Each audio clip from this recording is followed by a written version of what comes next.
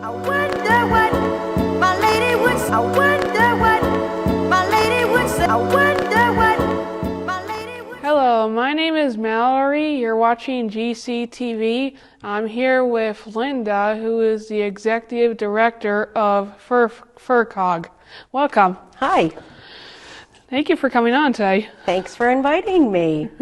Can you tell me about FRCOG? What does the organization do? Yep. We're the Franklin Regional Council of Governments, FRCOG, and we serve the municipalities of Franklin County and the region of Franklin County. So we are the designated regional planning agency. We provide municipal services. We do advocacy. We do a bunch of stuff. What is your job in the organization? I'm the executive director, and I manage day-to-day operations and supervise staff and oversee the budget, work with legislators and state agencies. How did you get this job? I went to graduate school at UMass and sat next to a guy that worked for Franklin County, and he hired me to be an intern, and then I never left. Oh. So I have worked at the Council of Governments, first as the county and now as the Council of Governments since 1993, which is forever. Oh, wow. I know. What was your career path like prior to working at FRCOG? I worked in the urban core of Boston, and I worked in a rehabilitation program for mentally ill adults, and most of them were homeless, and I felt like I couldn't help them get back to work and have a meaningful life if they didn't have housing. So I came out to UMass to get a planning degree to help build housing.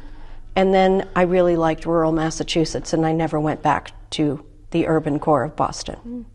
When you were younger, did you think this would be the job you would have? No. I'm really a bureaucrat now, and I never thought I'd be that. I thought I'd be a chef. I thought I'd be a chef. What advice would you give to your younger self based on what you know now? Become a chef. No. What would I tell my son? Well, what I tell my son all the time is that there are 1,000,001 things to do, and you should research and explore what your options are and find your passion. What does a normal day at work look like for you? Today, let's use today. Today I got in at about 7:30, checked in with staff. I had 3 online meetings, and I wrote testimony for legislative bills that will have hearings tomorrow. One on rural schools and one on private well testing. What is your favorite part of your job? I'm never bored. I can keep myself occupied and never be bored, and no day is the same. What is the hardest part of your job? I would say currently it's trying to understand the impacts of what the federal government is doing. That's pretty hard. I'm worried. I worry a lot that we're going to end up having to lay off staff. What skills do you think are essential for someone in your position? Flexibility, willingness to take risk, trying to stay calm during adversity. Really important that I know how to speak in public, and really important that I know how to write and communicate. I don't even know what I just answered, but I think that's it. Okay. What keeps you motivated in this line of work? The work is never done. The projects that I work on take really long time, like decades. And so it is a challenge. It's kind of a problem-solving challenge where I will see a problem and try to walk down this path and then hit a wall and then back up and walk down this path and hit a wall and back up and keep trying to solve the problem in different ways. I find that pretty fun. I understand FRCOG does a lot of different things for the county. Can you speak how FRCOG came to do some of the programs it has today? We're the regional planning agency, so we have always done transportation planning, but we do a lot more climate resilience planning now, trying to help our towns prepare for and prevent destruction from climate change. So that's an area where we've expanded. We do a lot of municipal service programs, so we're the building inspector for 16 Franklin County towns, and we buy highway products and services for 59 towns. And really, the way we figure out what we're going to do is our towns tell us what they need from us, and then we search for funding to do the things they need help with. How does FRCOG get funding for its different programs?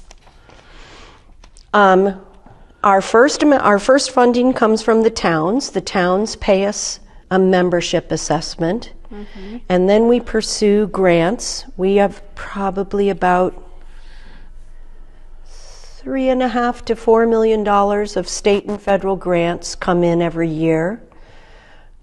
More than that. No, I'm going to say more like $6 to $7 million of grants a year. And then our towns that want to be part, like the building inspection program I just talked about, the towns will opt in and they'll pay for those services. So that's how we pay for our building inspection staff. Can you speak about the history of FRCOG? Why was it formed originally? Yep. We were the county government, I think since 1834, something like that. And a previous governor decided that county government was an unnecessary layer of government in Massachusetts. So he was intent on getting rid of all county government. And in Franklin County, we thought the county government served a purpose. So we voluntarily abolished ourselves and became a council of governments. And the difference really is towns can opt in or out to be members of the Council of Governments. So county government, towns had no choice. Council of Governments, now towns have a choice. How has the FRCOG changed since its inception? My early bosses who envisioned a Council of Governments, they envisioned the towns paying a small membership fee, and that we would leverage that and grow that to serve the region. And I think that's what we've done. So our expansion over the years, when I started, before the show I told you I've worked there forever. I've worked there since 1993. And when I started we had less than 20 staff, and now we have about 60. And we've grown to meet the needs of Franklin County. Since you became the executive director, how have you changed the organization? That's an interesting question. I think the most important thing that I did was got us into the transit center. We used to own the Franklin County Courthouse. And when county government was abolished, we had to give the courthouse to the state. So we were basically homeless. And we convinced Congressman John Olver at the time to prioritize funding the transit center down on Olive Street, and our offices are now in the transit center. I consider that a pretty good accomplishment. What are the biggest needs of Franklin County, and how does FRCOG address these needs? I think our biggest challenge in Franklin County is that our population is projected to decline by 25% by 2050 and to grow much older. And if that truly happens, it's going to be hard for Franklin County to support itself economically, for our municipalities to be able to function. And so we need to stop population from declining, and we need to welcome younger people to the county. But that means we need to create housing, and we need to create jobs, and we need to provide quality education. So what we're trying to do is really help to make Franklin County the place you want to be. That's what we do.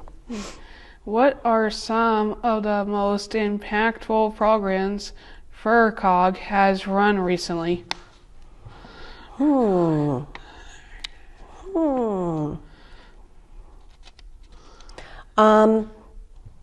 were involved in bringing broadband to Franklin County for decades, and now every municipality in Franklin County has good, strong broadband. That one was big.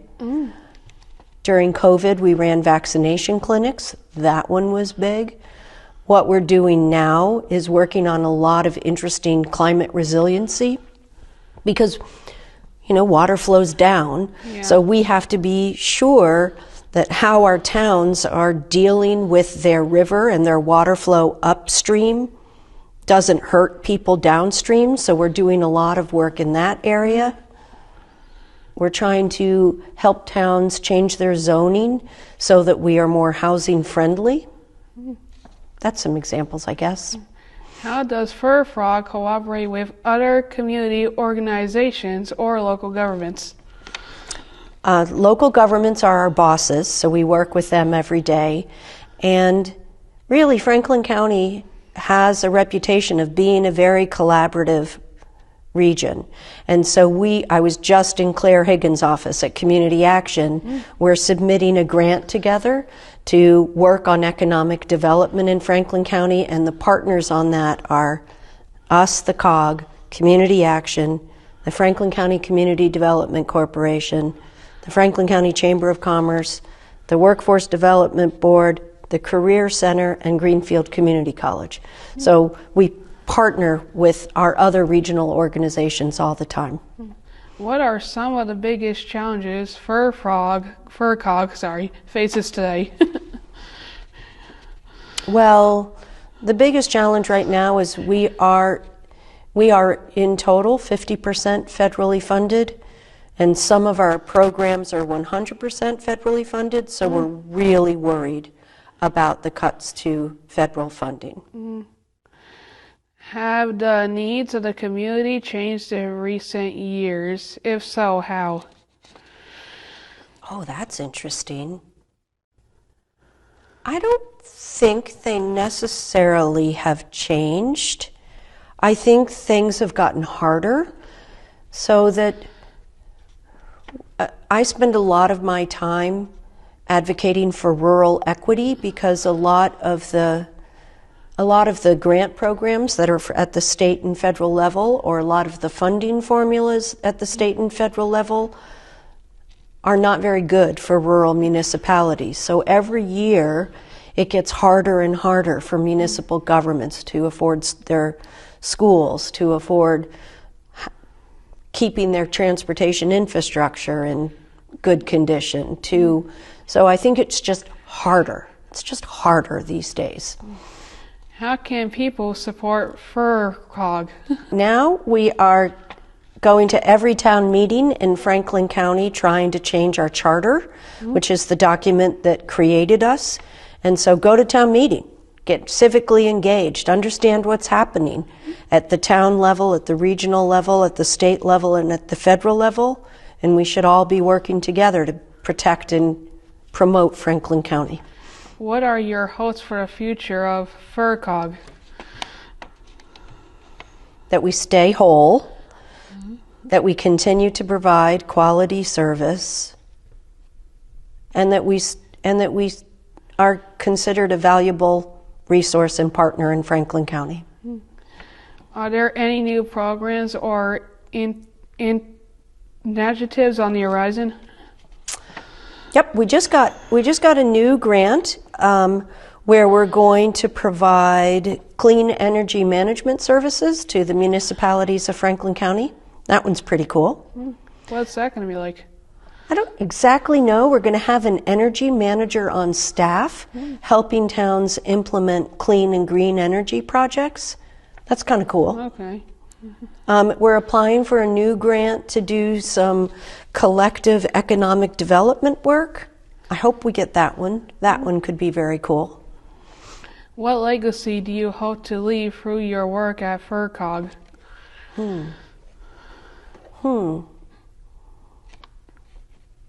I think that Franklin County is a better place than when I started here. Is there anything else you'd like to share? This has been fun. Well, thank you so much for your time today. Thank you. How'd we do timing-wise? Do you know? Good. Oh, good. And thanks for watching GCTV. See you next time.